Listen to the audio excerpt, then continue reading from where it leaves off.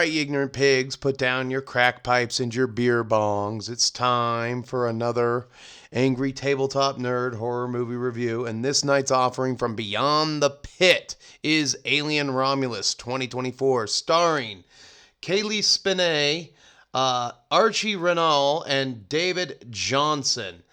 Directed by Fede Alvarez 2024. Now, this movie is basically kind of a continuation of the first Alien if aliens had never happened. You have the evil Weyland-Yutani Corporation going to the site of the Nostromo and basically picking up a space peanut. They pick up a space peanut. Inside said space peanut, there's a xenomorph. And then they kind of leave that there for a minute. And then you meet your cast, which is Rain Carradine, played by Cailee. I'm going to butcher her name throughout the entirety of this. Spaeny. And then you meet the rest of the ensemble cast. But her sidekick is David Jonsson. Now, first thing, you think he's the diversity quota hire, Andy the android, and he's really not. He's a defective android, and so you kind of start to humanize with him because he's not acting like a normal synthetic. And they live on one of those shake and bake colonies that you see in Aliens. And they show you how the future is going to be. You're going to live in a pod. You're going to eat the bugs. You're going to mine for ore, all on a distant planet, for an evil corporation owned by Warren Buffett or BlackRock. And that is exactly how the future is going to be. Anyway, Tyler and his crew show up one day.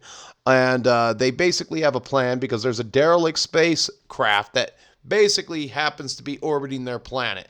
Now, they're out there on one of these planets that's like 65 light years away from Earth, and they decide to go up, take their chances, and pilfer some equipment off of there. Now, what they need to do is get the cryo containers off of the derelict spaceship onto their ship so that they can go to a planet called Uvalgi, or whatever the name is. And they're going to, and they basically don't have 9 years. You need to be in cryosleep for 9 years to get there, and they need to desperately find a way out of the shit life that Weyland puts their workers through. Because even when you do get enough time to leave the planet, they basically raise the amount of time that you have left. So it's a very dystopian future, and it kind of paints a picture of like. What space colonization would look like. You would basically have people working themselves to death in corporate-sponsored slavery. So they get onto the derelict spaceship, and this is where their troubles begin. They get the cryotubes easy enough, but the cryotubes don't have enough freon in order to work. So they go into a deeper part of the ship, and there's just so happens to be some face huggers in that part of the ship. They get the freon, they're able to escape, and then they get back to their ship, and this is where everything goes to hell. Now, without a lot of spoilers, I want to touch on some of the things that this movie did right and some of the things that this movie did wrong. One of the things that the Aliens franchise needs to do is separate themselves from the strong female lead. Now, I think that Rain Carradine wasn't really the strong female lead. You were expecting Archie Renaux's character or Tyler to maybe step forward and things were going to be okay. That was until they killed Tyler. That's, I am going to give you a couple of spoilers here and there. Now, one of the things that I want to do is compare this movie to Alien 3, which I think could have been saved had Sigourney Weaver not been in the movie. She originally didn't want to do a third movie, and I think that Alien 3 would have been one of the strongest Alien movies in the franchise had Sigourney Weaver not been in it to deal with the alien. You basically put an alien inside of a prison colony where nobody could escape because they're on a different planet, and the surface temperature out there is basically 0 degrees. It's inhospitable at the moment. And then you have these guys fight it out in a dark labyrinth, which was Fury 161. and they basically find a way to kill the alien themselves. And you could have made Hicks the hero, and you could have put Newt in constant danger without having to put Sigourney Weaver in there. You just let her do a couple voiceovers, and then you keep her in a cryo tube. So that's one trope that every Aliens franchise and every Aliens movie falls into.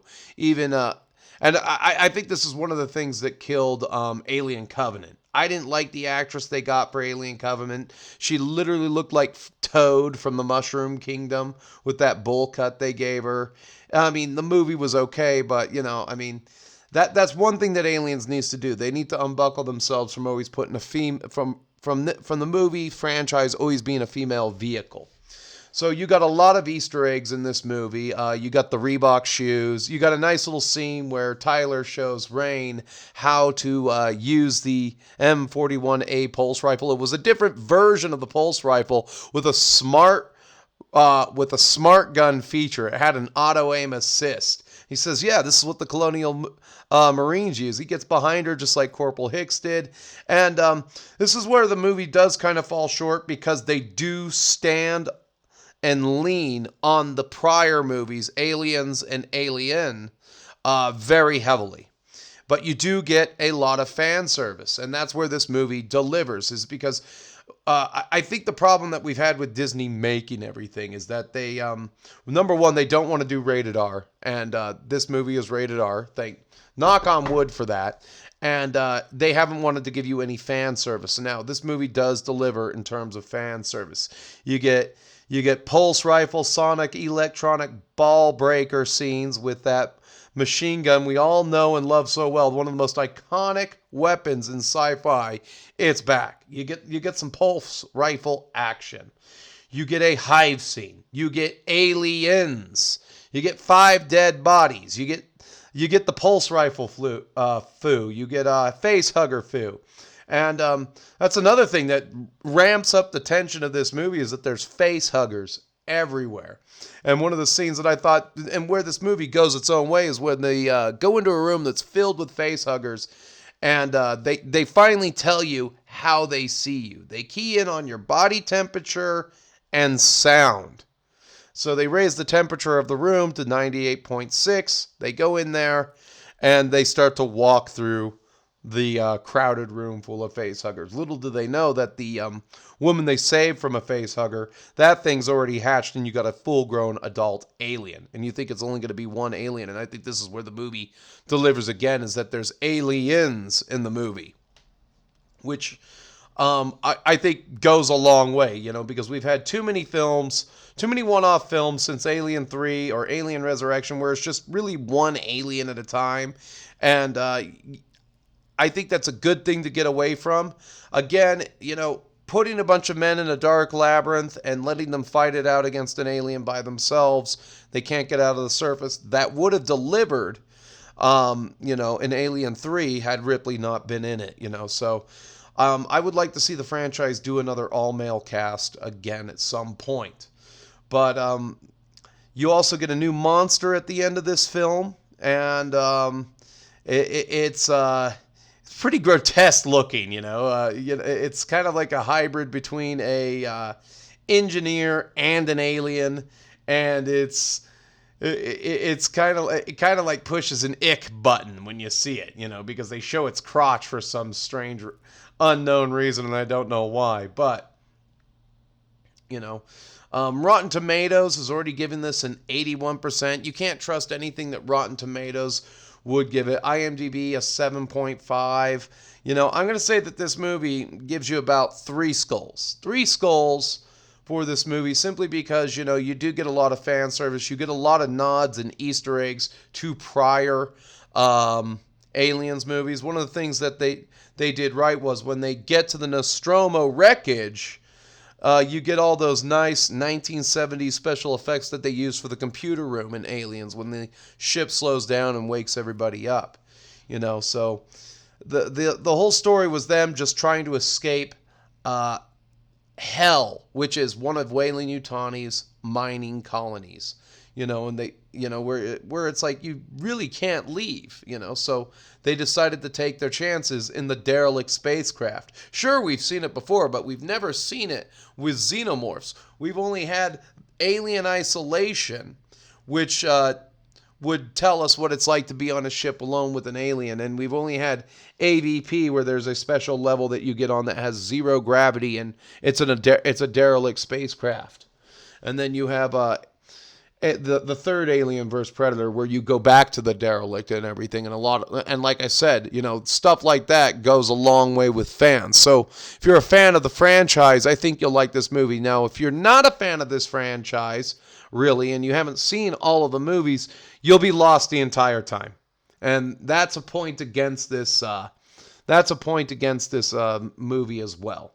You lose 1 point for again, female lead, and you lose another point for basically nodding to the older movies.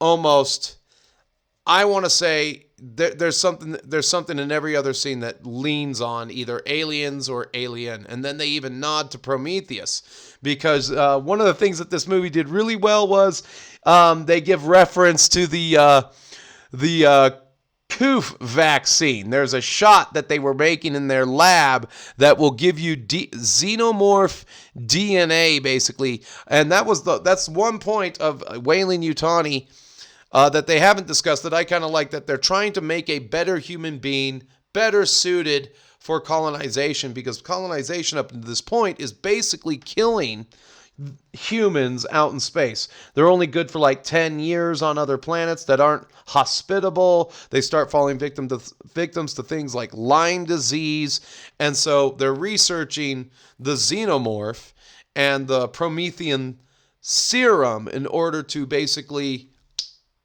give a booster to humanity and see if they can extend their life on other planets as they make Weyland-Yutani and BlackRock even more money.